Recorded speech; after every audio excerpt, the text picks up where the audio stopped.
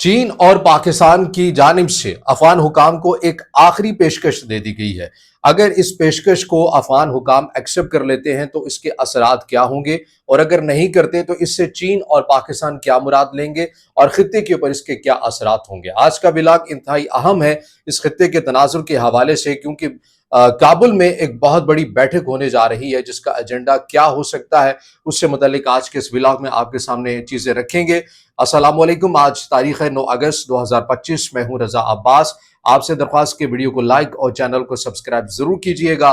तो मामला कुछ यूं है कि आप ये देख रहे होंगे, अगर आप अफगान अमूर से मुतलिक हमारी वीडियोस रोजाना की बुनियाद के ऊपर देखते हैं तो उसके अंदर ये चीज बारहा डिस्कस की गई है कि चीन हर सूरत चाहता है कि इस खत्ते के अंदर अमन आ जाए। चीन, आपको पता है कि इस खत्ते में भी और आलमी सतह के ऊपर भी एक उभरती हुई अस्करी और माशी एक ताकत है। लेकिन चाइना की जो पॉलिसी है उसमें किसी हद तक आपको फर्क ये नजर आता है कि चाइना ये चाहता है कि काम खामोशी के साथ हो जाए, सिफारतकारी के जरिए हो जाए और पीस के जरिए हो जाए, ताकि तिजारत को फरोग दिया जा सके। अब मुसलसल चीन इंगेज कर रहा है पाकिस्तान के साथ मिलकर अफगान हुकाम को। किस मामले के ऊपर इंगेज कर रहा है? बैक टू बैक तीन तीन मीटिंग्स होती हैं, पाकिस्तानी हुकाम मौजूद होते हैं, अफगान हुकाम मौजूद होते हैं, चीनी हुकाम मौजूद होते हैं, फिर चीनी हुकाम की अफगान हुकाम के साथ मुलाकातें होती हैं, फिर पाकिस्तानी हुकाम की अफगान हुकाम के साथ मुलाकातें होती हैं। तो ये पस पर्दा चल क्या रहा है? ये इतनी तेजी के साथ क्यों सिफारतकारी करते हुए आपको नजर आ रहे हैं चीन और पाकिस्तान? उसकी वजह क्या है? क्या पेशकश की गई है अफगान हुकाम को? इसमें मामला ये है कि चीन और पाकिस्तान की जानिब से अफगान हुकाम को ये कहा गया है कि देखिए, इस मामले को समझना पड़ेगा।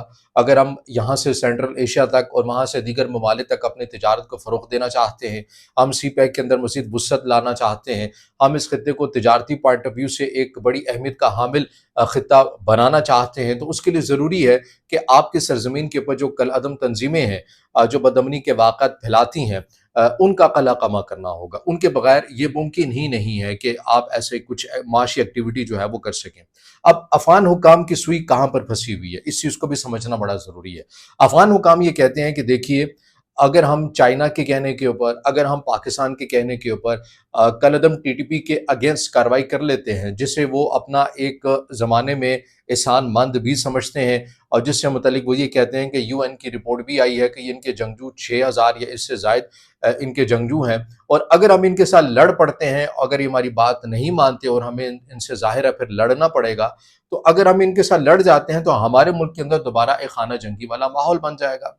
और जब खाना जंगी वाला माहौल बनेगा और उस वक्त हमें ज़्यादा ज़रूरत होगी चाइना की और पाकिस्तान की, और हमें ये खदशा मौजूद है कि चाइना और पाकिस्तान जो है ना वो बड़ी खामोशी के साथ इस खेल से निकल जाएंगे। यानी एक एतमाद का फुकदान है अफगान हुकाम को। अब ये भी बड़ी दिलचस्प बात है कि अफगान हुकाम जिन्होंने दुनिया को लिख कर दिया हुआ है कि हमारी सरजमीन किसी के अगेंस्ट इस्तेमाल नहीं होगी, जो अपने वादों की खिलाफ वर्जी करते हैं, उन्हें किसी के ऊपर एतमाद नहीं हो रहा। ये भी बड़ी वैसे हैरत की बात है। लेकिन भारत, चीन और पाकिस्तान मुसलसल इस बात का यकीन दिला रहे हैं, और ये जो मुलाकातें हो रही हैं बैक टू बैक, अभी चीनी वज़ीर ख़ारजा ने दिल्ली जाना है। अच्छा, वो चीनी वज़ीर ख़ारजा जो दिल्ली का दौरा कर रहे हैं वो भी इंतहाई अहमियत का हामिल है। उसके लिए आपने लाज़मी हमारी जो आज शाम 5 बजे वाली वीडियो है वो देखनी है। उसके ऊपर हमने तफसील से बात करनी है कि वो वहाँ पर क्या खिचड़ी पक रही है।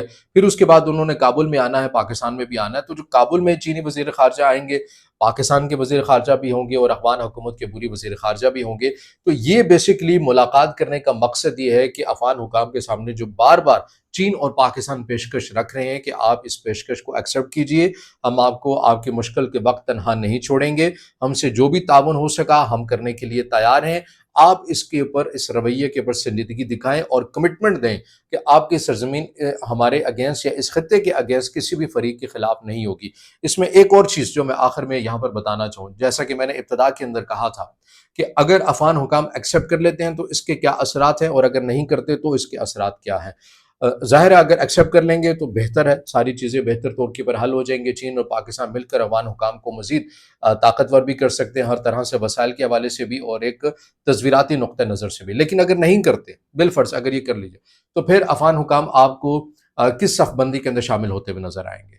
कौन इस सिचुएशन का फ़ायदा उठाता हुआ नज़र आएगा? वही फरीक इस सिचुएशन का फ़ायदा उठाता हुआ नज़र आएगा जो ये चाहता है कि वो अफगान हुकाम से या अफगानिस्तान से कीमती मादनियात भी ले जाए, यहाँ पर आकर मेन अड्डे भी संभाल ले, اور اس کے ساتھ ساتھ چین کے اوپر، پاکستان کے اوپر نظر بھی رکھ سکے، اور افغانستان کے اندر موجود ایسی جو عناصر بدامنی کے واقعات پھیلانے والی تنظیمیں ہیں، وہ چین کے تحفظات کو یا چین کے مفادات کو، معذرت کے ساتھ چین کے مفادات کو نقصان بھی پہنچائیں، پاکستان کے مفادات کو بھی نقصان پہنچائے، اس کے لیے ون ون پوزیشن ہو، اور اس کے بدلے میں افغان حکام کو جو ہے وہ ایک اچھی خاصی جو تجارت ہے وہ بھی چلتی رہے، اور ان کو جو وسائل ہیں وہ بھی ملتے رہیں، تو پھر افغان حکام کا آپشن وہ ہو سکتا ہے کہ ہم اگر اس بلاک میں نہیں آئے تو اس بلاک میں چلے جاتے ہیں، جہاں پر ہمیں کالعدم ٹی ٹی پی کے لوگوں کو ناراض بھی نہیں کرنا پڑے گا، ہماری معیشت بھی اسٹرانگ ہوتی رہے گی، انویسٹمنٹ بھی آتی رہے گی، اور ہم جو ہے نا وہ ہر طرف سے پرامن ایک ماحول میں رہ سکتے ہیں۔ پھر یہ اثرات بھی ہو سکتے ہیں، اور اس تناظر میں یہ بات اس لیے کر رہا ہوں کہ آپ کو رشیا کے تھنک ٹینک کی ایک رپورٹ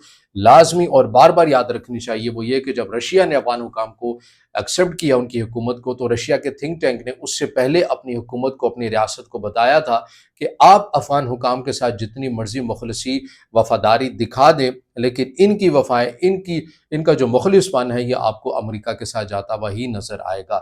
یہ میں نہیں کہہ رہا، نہ ہی میرا یہ تجزیہ ہے، میں تو خبر رپورٹ کر رہا ہوں کہ رشیا کا تھنک ٹینک نے ایسی ایک رپورٹ اپنی حکومت کو دی تھی، جس کے اوپر ہم نے ایک مفصل ویلاگ پہلے سے تیار کیا تھا اور آپ کے سامنے بھی رکھا تھا۔ تو یہ اب تک کی معلومات ہیں۔ اس تناظر میں آپ سمجھ سکتے ہیں کہ اس خطے کے اندر کیا کھیلی جا رہی ہے۔ اب اس سے جڑی جو بھی اپڈیٹس آتی رہیں گی، جب یہ ملاقاتیں ہوں گی، امید تو یہی ہے کہ افغان حکام اس پیشکش کو ایکسیپٹ کریں، اور یہ خطہ بھی، افغانستان بھی، خیبر پختونخوا، پاکستان، چائنا، یہ مل کر ایک تجارتی مرکز بنے، اور اس خطے کو تجارتی نقطہ نظر سے پوری دنیا کے سامنے متعارف کروائیں۔